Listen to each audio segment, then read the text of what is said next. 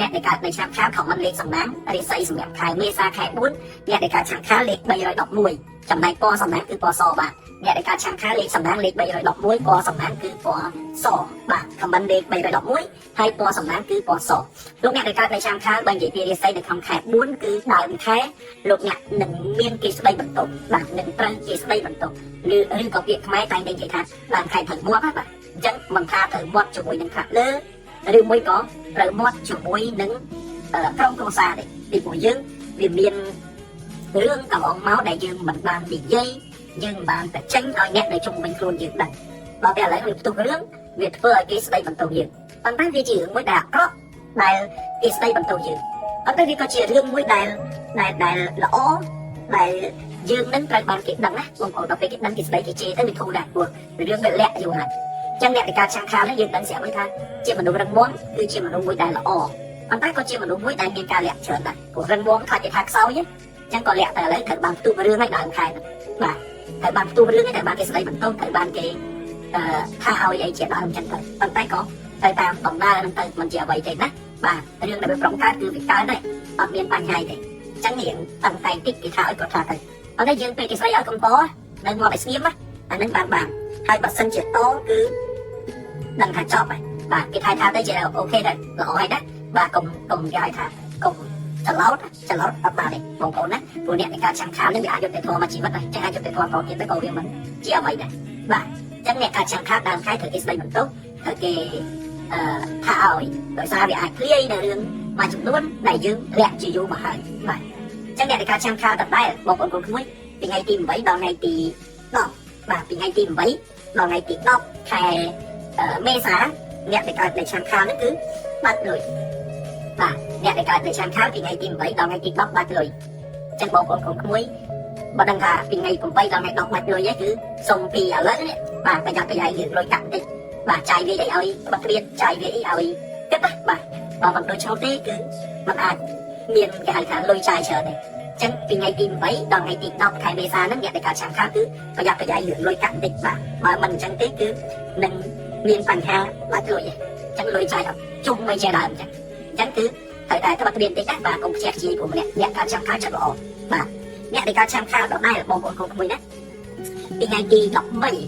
ថ្ងៃទី15បាទថ្ងៃទី13ដល់ថ្ងៃទី15អ្នកដែលកើតឆ្នាំខាលគឺមានលៀបចូលបងប្អូនណាមានលៀបចូលបាទ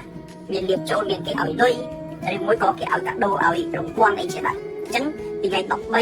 ថ្ងៃទី15អ្នកដែលកើតនៅឆ្នាំខាលនោះគឺ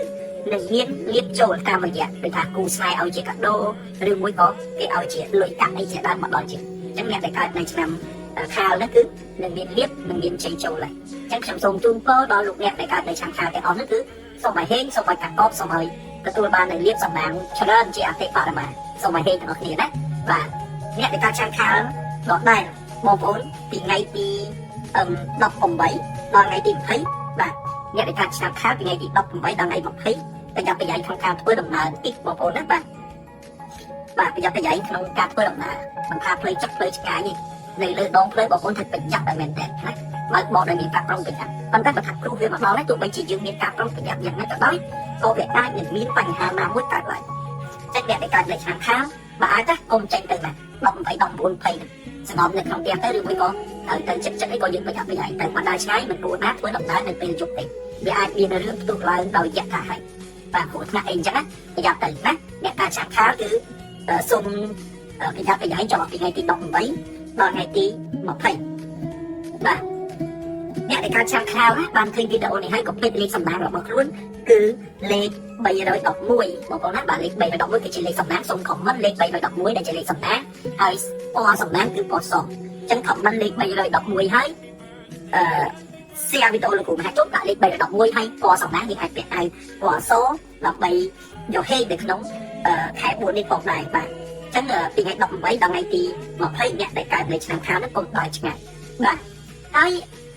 អ្នកដែលកើតឆ្នាំខាលដដែលពីថ្ងៃទី23ដល់ថ្ងៃទី25មានគេសុំលុយបាទមានគេសុំលុយអញ្ចឹងអ្នកដែលកើតឆ្នាំខាលពីថ្ងៃទី23ដល់ថ្ងៃទី25គឺសុំប្រយ័ត្ន